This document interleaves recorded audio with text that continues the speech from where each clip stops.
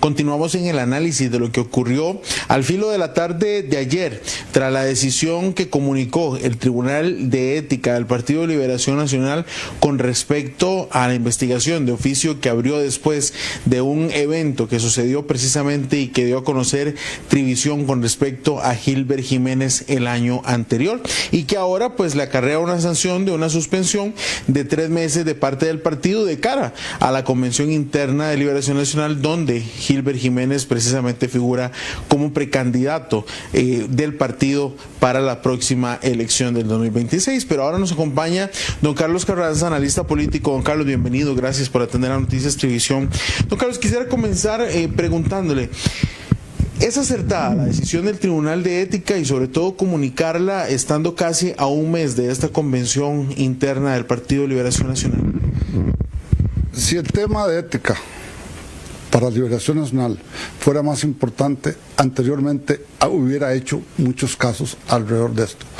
No digo que no hay una falta de parte del diputado Jiménez, pero eso no debe ser óbice para que pueda tener una precandidatura en un partido que proclama que es un partido abierto, que es un partido con tal, y se dice, como usted indicaba, se dice un mes antes, un mes que decide quién va a ser el candidato de ese partido. Pareciera que el peso es muy fuerte y el peso tiene una gran sanción política, sacarlo de contienda. Entonces, eso no pondría en duda todo el proceso electoral de liberación, pero sí la posibilidad de que el señor Jiménez se exprese libremente, independientemente si estamos de acuerdo con sus actos o no. Pero un tribunal de ética también debe pensar en qué momento se hacen ese tipo de sanciones o bien amonestaciones dependiendo del carácter que tenga. Pareciera que la resolución tiene en cierta parte una decisión no tanto de la ética, sino de oportunidad política para poder permitirle a otros candidatos ejercer su posibilidad de ser candidato de dicho partido. Y lo pone ante los electores como un partido que en cierta forma no respeta el proceso democrático en forma amplia. A eso iba, don Carlos. Ese es el mensaje que le da Liberación Nacional al electorado al cual invitó a participar de esta convención interna. Creo que sí, porque no es primera cuestión. Ya recordemos al doctor Castillo, que dijo que había factores que no le permitían ser el precandidato, tuvo que retirarse.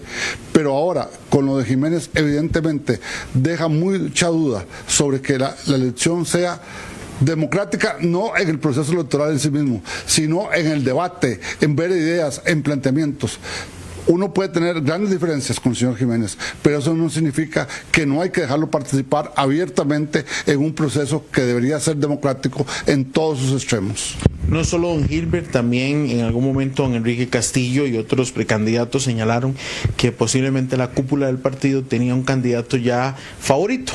Esta teoría, al final es eso, ¿se refuerza también con esta decisión? Bueno, todos sabemos que en el Partido Liberación Nacional hay dos o tres grandes tendencias en lo que podemos llamar la cúpula del poder, lo voy a decir en otros términos, la élite del partido, y que hay buscando que uno o dos candidatos sean el futuro candidato a la presidencia de la República, lo cual dice mucho que evidentemente esos grupos siguen teniendo la estructura partidaria como elemento central para dirigir a dicho partido y posiblemente influir en una parte que no vamos a olvidar, la elección también de candidatos a diputadas y diputados que vendrá en los próximos meses y que haría un amarre para ver quiénes son las figuras que van a alcanzar esos puestos.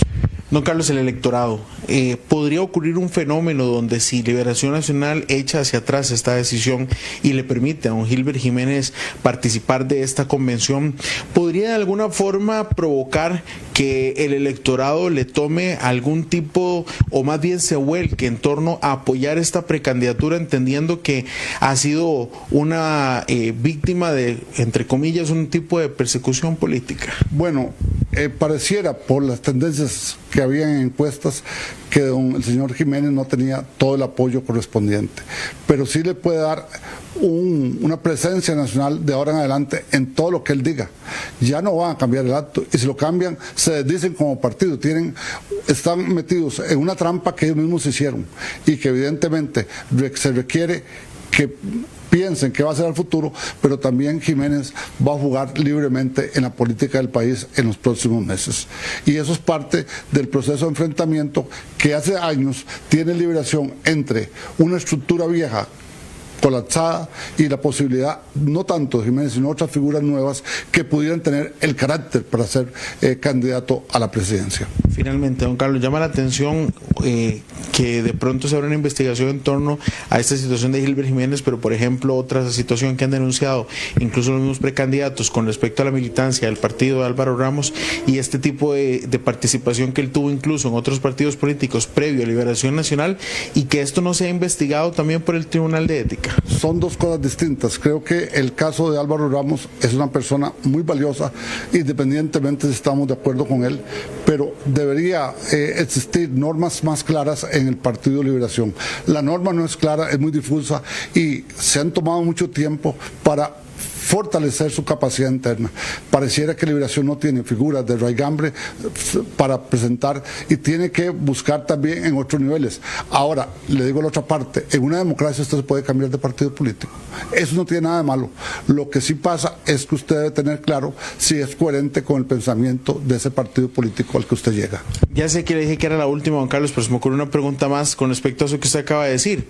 Entonces le pregunto, ¿cómo va Liberación Nacional de cara al 2026? ¿Es ese partido fuerte y sólido, histórico, con el cual ha contado nuestro país durante muchísimos años? Vea, ya son varios periodos de no estar en el poder, va para 12 años. Eso dice mucho que es fuerte, pero no es el partido de mayorías como fue en otra época. Dos hechos lo hacen: ha ido a segundas y ha perdido catastróficamente. Segundo, ha bajado el número de diputados históricamente.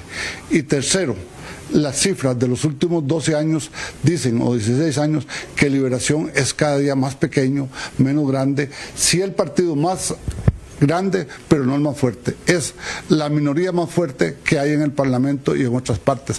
Por supuesto, hay que agregar que el Partido de Liberación Nacional tiene una estructura partidaria fuerte, pero eso no lleva a que alcance la presidencia posiblemente. Pareciera hasta ahora que vamos para segunda y habrá alianzas que tendremos que ver conforme pasa los meses y la primera ronda. Muchísimas gracias, don Carlos. Bien, eso es parte del análisis que ha dejado esta decisión del Tribunal de Ética del Partido de Liberación Nacional y que de alguna u otra forma repercute sobre el electorado a quien el partido mismo decidió invitar a participar de su convención interna.